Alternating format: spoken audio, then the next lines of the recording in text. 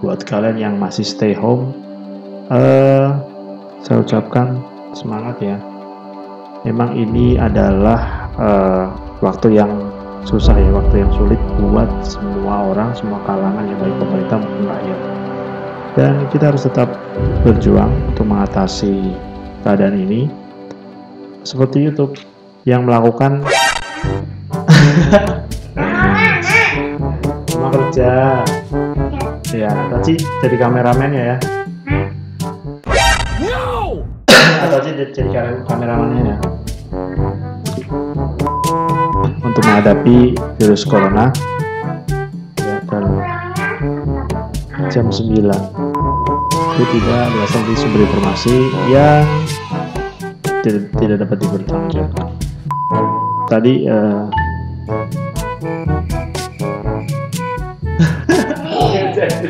baik, karena tadi ada anak saya yang tidak mau apahnya narsis di depan kamera, maka terpaksa saya lanjutkan pembahasan ini tanpa menampilkan muka saya.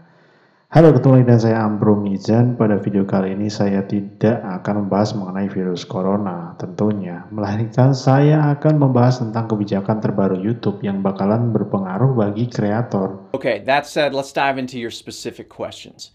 First, sebenarnya apa yang terjadi dengan review center dan apa efeknya bagi kreator? Dengan jutaan video yang diupload ke YouTube, memang YouTube sih udah menggunakan sistem otomatis untuk menyaring video, di mana dari beberapa video itu akan disortir untuk direview kembali oleh staf yang bekerja di YouTube, untuk menjaga video yang diupload ke YouTube tetap sesuai ketentuan dan kebijakan YouTube. Yang menjadi masalah adalah karena banyak dari karyawan YouTube yang dirumahkan, maka efeknya bagi konten kreator adalah tidak menutup kemungkinan kalau ada videonya yang dihapus meski sudah sesuai ketentuan YouTube. Hal lain juga pada saat kita upload video, kemungkinan proses video untuk ditayangkan di YouTube akan lama, termasuk dibatasinya layanan sosial media lainnya dari YouTube. Next, why can't reviewers just work from home? Nah, terus kenapa sih konten reviewernya nggak kerja di rumah aja, jadi work from home aja gitu? Sebenarnya YouTube udah persiapkan tim yang tetap bekerja di rumah untuk mengurangi gangguan. Nggak semuanya yang ditinggal itu bisa dikerjakan melalui software dari jarak jauh.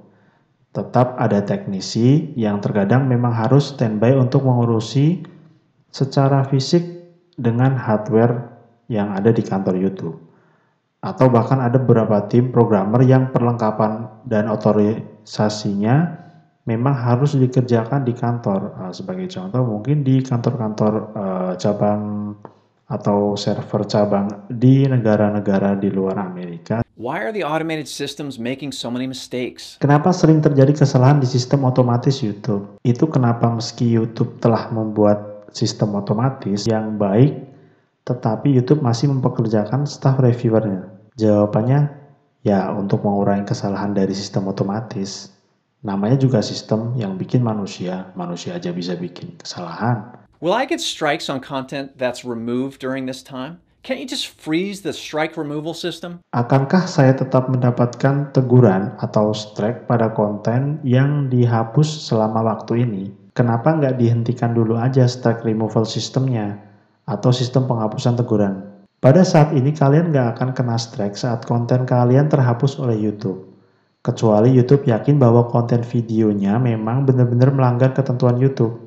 Dan juga kalau videonya secara tak sengaja terhapus sama YouTube tanpa kena strike, maka kalian masih bisa menguploadnya ulang tanpa khawatir bakal kena 3 strike.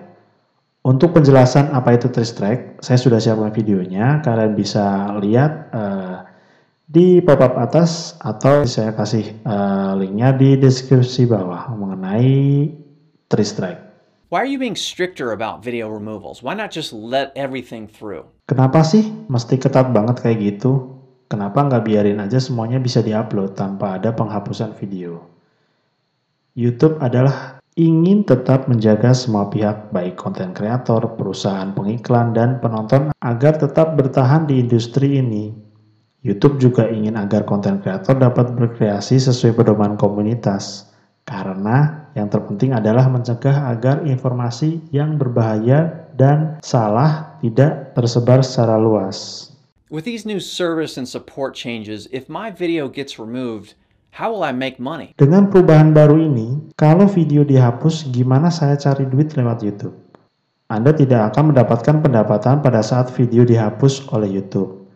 Tetapi Anda masih bisa mengajukan banding dan itu membutuhkan waktu untuk mendapatkannya kembali. When will videos about coronavirus start monetizing, and why does it take so long? Kapan video tentang coronavirus mulai dimonetisasi dan mengapa perlu waktu lama? Seperti pada dasarnya YouTube memperbolehkan monetisasi video jika video tersebut tetap taat pada pedoman komunitas. YouTube harus memastikan konten yang berhashtag coronavirus berasal dari sumber yang dapat dipercaya dan tidak mengandung unsur muatan hoax dan tentunya dapat dipertanggungjawabkan oleh si pengupload. Oleh karena itu, tim YouTube membutuhkan waktu yang lama untuk menyeleksi konten yang sensitif. Why are you only choosing some creators to monetize instead of everyone? Isn't that favoritism? Kenapa cuma kreator tertentu aja yang dapat monetisasi video tentang coronavirus, alih-alih semua orang? Kok YouTube terkesan pilih-pilih? Sekali lagi, YouTube menegaskan, YouTube ingin konten video mengenai coronavirus berasal dari sumber yang dapat dipertanggungjawabkan seperti media massa yang telah bekerja sama dengan YouTube dan beberapa kreator yang terpercaya. Informasi mengenai coronavirus merupakan informasi yang sensitif, oleh karena itu YouTube ingin menjaganya agar dapat menjadi informasi yang membantu bukannya menyakitkan pembicaraan publik. Dan tentunya YouTube tidak ingin mengecewakan perusahaan yang beriklan di YouTube. How are you fighting misinformation? Bagaimana YouTube memerangi informasi yang salah seperti berita hoax? Untuk mempermudah viewer mendapatkan informasi terbaru yang dapat dipercaya mengenai virus corona, YouTube menampilkan pada homepage channel-channel dari instansi resmi dan sumber-sumber terpercaya badan atau organisasi kesehatan seperti WHO, media TV terpercaya, dan konten kreator terpercaya lainnya. Jadi YouTube akan lebih mengangkat channel-channel resmi pada pencarian dan berusaha mengurangi keterlihatan konten-konten yang berbau konspirasi. Jadi gunakan konten dan suara kalian untuk membantu memerangi virus corona. Mungkin usaha Anda itu tidak dapat dimonetisasi. Akan tetapi hal seperti itu lebih bermanfaat dari sekedar mengejar monetisasi. Tetap diam di rumah, jaga social distance, jaga kesehatan, dan jangan lupa cuci tangan.